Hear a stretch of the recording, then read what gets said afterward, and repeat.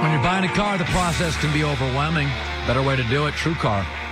Compare models, buy options, discovering, to pricing, to reviews. Get everything you need with TrueCar. 7-time Emmy winner, 3-time National Sportscaster of the Year, lead play-by-play guy, U.S. Open, World Series, NFL on Fox, Joe Buck, who has, he's calling them quarantine calls with Joe Buck. Fans are submitting videos on Twitter, and he does play-by-play for as long as they promise a pledge to a donation, a cause during the quarantine. How's that going, by the way, Joe? Well, Colin, at last check, the total number of views is approaching 7 million, which I just can't even get my head around because it was something that was started so innocently. And if you had told me when I did my first one that, I don't know, 100,000 people somehow, some way saw it, I would have freaked out. So I guess the lesson here, there's a couple of lessons. One, people are starved for anything that appears like first-run programming or sports programming. Two, if you start it kind of organically and you don't have grand plans going in, you can be surprised and probably do things that you didn't think were imaginable. And I think three is the lesson for me is the internet, social media, Twitter can actually be nice, which I didn't really realize was a possibility. So I'm learning a lot during this quarantine. Yeah, it's it's funny. I had Mark Cuban on earlier, and Cuban's one of those guys. He's a problem solver, and I think if I had to identify people that I've always been attracted to or like, I like curious people who are optimistic and solve stuff. I'm not into mopers and the panickers, and sometimes I have no idea how this turns out, but we overcome stuff. I do think there's a psychological concern for people jammed into an apartment with 5 or 6 kids. I do think sports plays a role. You're often the lead voice in that role. Where do you land on all that stuff?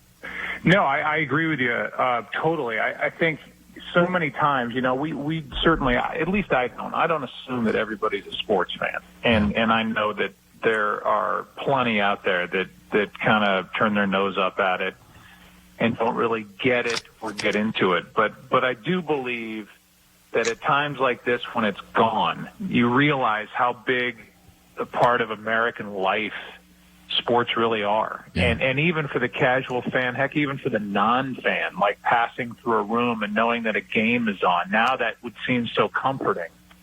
And it takes me back to 9/11. My dad did this poem on the field at Busch Stadium when baseball resumed, and it touched a lot of notes. I think it connected with a lot of people that were watching either in the stadium or on television or on replays. It was all over SportsCenter that night. Piazza hit a big home run for the Mets, and it was like all of a sudden, man, American life was kind of back. And whether you're a baseball fan or not, it's just a part of what we kind of do. And so when it's gone, it's like, now what? And when people say to me, how much do you miss calling games? I wouldn't be calling games right now anyway. I just miss it as a fan. I miss being able to flip on a Blues game or an NBA game or whatever it may be. And now, we're past where opening day would have been in Major League Baseball, which leaves a huge hole. So I just know that when it starts to trickle back in and everything hits again, whether somebody's a sports fan or not, it will trigger and signify that life is getting back to normal, which we all hope comes sooner rather than later. Yeah, I mean, I said to Cuban earlier that what worries me about cable news, of which I work for a company that has Fox News, is sometimes journalism is treated as a commodity. It becomes very political. I'm for this guy. I'm supporting that guy. I'm attacking this guy. Sports in a world that's increasingly divided is really a uniter. Everybody's got a favorite team, and my sister didn't like sports, and Russell Wilson arrives in Seattle, and she's got Russell Wilson beer mugs, and and I'm like, wow. Me and my sister, who we were 5-6 years different. She was out of high school by the time I was in it. It was a real connector for us. Sunday she's texting me and freaking out. And like you, I do think sports. Go back to 9/11 if you can. You talked about your father. Do you remember doing games right after 9/11, you personally? Absolutely. Well, yeah, I mean, I could do a seminar on that. I remember driving down to Busch Stadium from my home, and it was about a 15-minute drive. And I don't know how long the exact layoff was after 9/11. I think it was 6 days, possibly. And we all went back down to the stadium. And I remember driving down thinking, God, we're also vulnerable in this big stadium. You know, we had such different thoughts right on the backside of that tragic day. And I remember talking to my dad up at the press box level in Busch Stadium, and he was in the throes of Parkinson's and diabetes, and he had a pacemaker, and he wasn't that strong, and he was an easy cry. And when he would get emotional, his Parkinson's would really kick in. And I knew he was about to go down to the field, hold a poem in his hand that he had written because he was so pissed off, and deliver it on the microphone to the stadium and on television. And I said, Dad, you can't do this. And he said, what are you talking about? I said, you're going to cry. And he said, I will not cry. And I said, Dad, you're going to cry. And if you cry, it could get ugly. And he grabbed me kind of by the chin, and he pointed in my face, and he said, I will not cry. And he said, I'll bet you $100 I don't cry. And he went down there and delivered that poem. And of the two of us, I was the one that was crying. Yeah. And he plowed through it. And he came up and stuck his hand out to me like I was going to pay him $100. And I slapped his hand, like gave him a high five or a low five, and just walked back into my booth. He walked into his booth, and we never talked about it again. So he died with me owing him $100. Well, it's an amazing story, and it's an amazing relationship. I for guys my age, I grew up Jack Buck and Vince Scully were baseball guys, and then Monday Night Football, and then I get Joe Buck and work with him. You're a good dude. I will say this. You've done some Brady games. Primarily CBS does the Brady games, but you've done a handful through the years. What was your kind of reaction to Tom Brady to the Tampa Bay Buccaneers?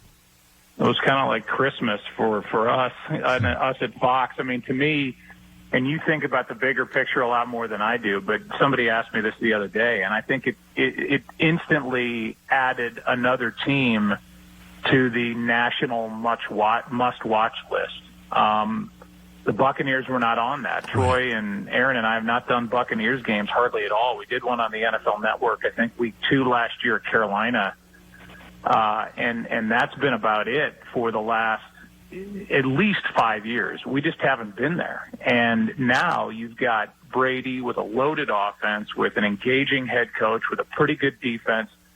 That's at least, whether they win, lose, or draw, watching Tom Brady is going to be fascinating in a Buccaneers uniform. It's a big loss for the AFC, certainly a big loss for the Patriots. I don't know where they go. They still obviously have Belichick, so they'll still be good, and they'll still be a team that you're going to want to watch on a national level. But this is one of the mega superstars that we've had come along in sports over the last 20 years, maybe more, and now he's in Florida. So, I mean, the whole NFC South is, I think, a lot more dynamic because of that, because of Bridgewater, because of who the Saints have added, because of the changes the Falcons have made, and where we've gone seemingly years where we do 1 or 2 NFC South games at the most. Even when they end up in championship games, it's like, man, we've hardly seen the Panthers, or man, we've hardly seen the Falcons. And now I have a feeling we're going to be pointed to the Southeast quite a bit in 2020 whenever we get back to work. A real conversation that we all have to have now. LeBron discussed it yesterday. Mark Cuban on my show. Joy and I have talked about it, is the reality of games with no fans. Now, NBA players have pushed back saying, this game, it's really fan-driven. Take me to baseball. I did minor league baseball, so I often did games with 400 people in the stands. A's games a few years ago had about that. What would you make of baseball if they said, listen, we're back May 1st, a bridge season, and we're going to do the first month with no fans? Does that work at all for you? Yeah, it does. I haven't thought about it, with specific dates in mind. And I don't know, our big boss is Eric Shanks, and I talked to him about it, 4 or 5 days ago, and he doesn't really have a sense, because nobody can give you any definitive answers as to when we're on the other side of this curve, or when the numbers start to decrease, or when the government starts opening up for business again and life starts to return to normal. So would I be for that? Absolutely. If it's a way to kind of walk before you run and you keep the majority of people safe, great. I just, there's some part of my brain that goes, if it's out there, this virus, and we're all going to be interacting somehow, some way going forward, I feel like somehow we're all going to be exposed to this thing. And whether it's their fans in the stands or, these players. So you're basically saying, okay, well, we're going to protect the fans, but now the players and the staff, the support staff, and everybody else going to be around these guys, and they're going to be in athletic play and sweating on each other and whatever, and social distancing. I just, that seems to be a hard sell to me. But if that was deemed safe by medical experts, then great. Let's start it up somehow and then eventually get back to a world where fans are going through the turnstiles. But, man, that seems like a reach to me. Yeah. 6 World Series, 6 Super Bowls, 22 World Series. Joe Buck, beautiful family. Well, are you in St. Louis right now? We're in St. Louis. Michelle, me, my older daughters, Natalie and Trudy, 23 and 20, and our boys, Blake and Wyatt, who are approaching 2 years old. So we are using every ounce of creativity we have ever thought we might have in trying to occupy these boys during the course of the day until nap time. When nap time hits, it's the biggest exhale, and then you've got to get from nap time to dinner. And then after dinner, you're basically scot-free because they're going to go to bed about an hour later. But those are our days. That and then me doing these videos sitting at my desk. That's the extent of my life right now, which is fine while people are, fighting for life in hospitals and worried about this virus. We're lucky, blessed so far, knock on wood, and we'll just see where all this goes from here. Thanks, buddy. All right, man. Anytime. Thank you. I'm here. In fact, I can do 10, 12 segments if you want. I may lean on you by next Tuesday. Costas comes on Monday, I'm told. You may be Tuesday for 12 segments. For sure. Well, yeah. Costas will fill plenty. Yeah. So you don't need me Monday. You might not need me the rest of the week. There you go. Good talking to you. All right. See you. Good stuff. Joy Taylor with the news. No. Turn on the news. This is the Herdline News. You remember, Colin, it wouldn't be completely unprecedented for them to play, obviously, multiple games with no fans. But in 2015, the Orioles played that game with no fans in the stands because the city had a curfew. There was a lot of turmoil over the death of Freddie Gray.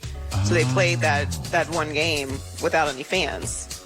Remember that? Now, that wasn't multiple games across, obviously, the entire league, but listen, they've done that before. I've joked about this, but you watch Marlin games, and not many people in those stands. I've been to Marlin games with not a lot of people in the stands. I watched an A's game years ago. I remember watching an A's game. They played the Mariners. They were both bad.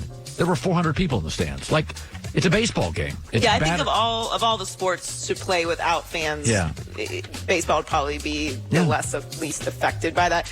Basketball, I fully understand. It's such an intimate game. The fans are and it's also right there on a the game court side. Full of style and personality and reaction. Yes, basketball is stylistically, the fans are a big part of the.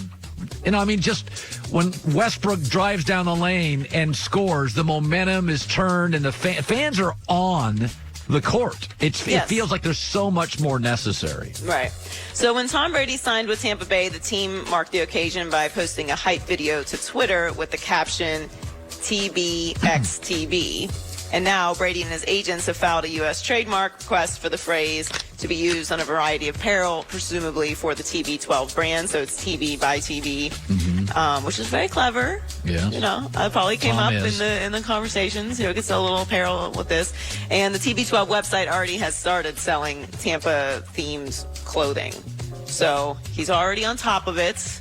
Well, right now he's got nothing but time for business. Right. The Bucks also used your report last week of Brady signing with the Bucks their hype video. Yeah. They did?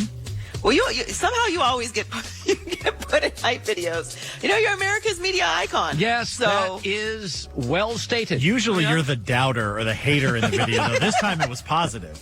Yeah. They'll clip like one negative thing that you said about someone over the course of time, and then like you're like the poster child for the hater nation. That's funny. So the Lakers were gearing up for the playoffs when the season got shut down, as we know. And even though LeBron is in his 17th season, he said the extra rest right now is actually a bad thing for him. My body was like, hey man, what the hell is going on? It's March 13th. You getting ready for the playoffs. Why are you shutting down right now? And I was right there turning the corner. Like, I felt like I was rounding third base getting ready for the postseason. The narrative that I don't like, well, now guys get so much rest. Or like LeBron, he's 35. He got so many minutes on his body. Now he gets so much rest. It's actually the opposite for me because my body, when we stopped playing, was asking me, like, what the hell are you doing? Yeah. This is part of the reason why the conversation is when the season starts back up, how many games do they play before you go into a postseason, or do you go directly into the playoffs? Because you do need a few, however much guys are working out, and LeBron may have a court at his house or whatever. It's not the same thing as being in basketball shape. And there's no way for them to get into, rounding third base part of the season shape again after this time off. But you probably do need a few games to get back out there, get your wins back, just get the feeling back before you go into the playoffs. How many they're going to be able to do, who knows? But especially for someone like LeBron, who takes such pristine care of his body, I can understand where he's coming from with this. Well, yeah, I mean, it's really a tough call because I don't think we're already going to have a modified regular season. I don't think you want a modified regular season, then a modified playoff system. Maybe then it's too quirky and weird. If you had 12 practices and everybody had 3 games, but it's really what you don't want to do. You don't want to be playing Labor Day weekend. You want it wrapped up. Draft the next day, free agency for 3 days. I keep going. I don't know why this date, June 1st. So what is it today? March, 26th? 27th. So April, May. 9 weeks from now. I don't know why I get to that date. If you start June 1st, you're done August 1st because it takes about 8 weeks for the playoffs. I don't know. However you can jam it in, because I don't think the league wants to play games with no fans. I think they may be forced to. But if it takes 10 practices and then 3 to 4 games, is that enough? Or even if they did, obviously practices would be closed to, media and non-essential personnel. Although I don't think it'd be terrible to open those. I'll be honest with you. I would televise practices. Oh, sure. Maybe they'll televise them, but I'm saying as far as limiting the amount of unnecessary people in there, that could be a way to do it. But also maybe you just do, instead of, you do scrimmages with certain teams instead of playing actual games. So, that could be an option too. I'm sure they'll look into everything. That's actually not a terrible idea. You go to one of the teams' home. In Los Angeles, the state of California, you could have all your scrimmages at the Staples Center. So you got the Warriors, you got, Sacramento, Lakers, Clippers, Phoenix Suns fly over. Right, and they may have to do it where everyone is in. If there's not going to be any fans, then keep everybody in the same city. Wouldn't it be great? We watch Summer League, Joy. What if you took 6 teams in the West, 6 in the East, and, 15, 20 in the Midwest? You play some Dallas, some Chicago, and you televise these joint practices. Because the teams all own their own planes. Right. You fly in, you have joint practices, and you televise it. And you televise it all late May, early June. Then June 10th, you kick it off into the playoffs. Yeah, you got to think about anything. Yeah, I'm sure they'll explore all of it. So Byron Jones chose to sign with the Dolphins in free agency, and during his introductory presser yesterday, he gave some insight into why he chose Miami. What really brought me to Miami was the idea of joining a young team and being a leader on that team, kind of being a catalyst for cultural change and helping his team win. They got a bunch of balls on that roster, and really with the prospect of drafting a lot of dope players, and we've also brought in a bunch of different free agents across the league. I wanted to be a part of the building of something special. I am so excited for the draft for the Dolphins because they have so many picks, and I do think they're going to make a big trade up and try and get to it. And I'm still holding out hope until the very last second that they give some incredible haul for Joe Burrow, but they're going to be a very interesting team in this draft because of the draft equity that they have. And they also, so aside from Byron Jones, they also have Xavier Howard. Yep. So they have the second and third highest paid corners in average salary in the league. But Brian Flores is a former Patriot. What's the one position Belichick has always paid for? Corners. Yep. So Brian Flores, just like Belichick, create a culture, finish strong in your first season, accumulate draft picks, and in free agency, pay for corners. Stephon Gilmore was a Bill.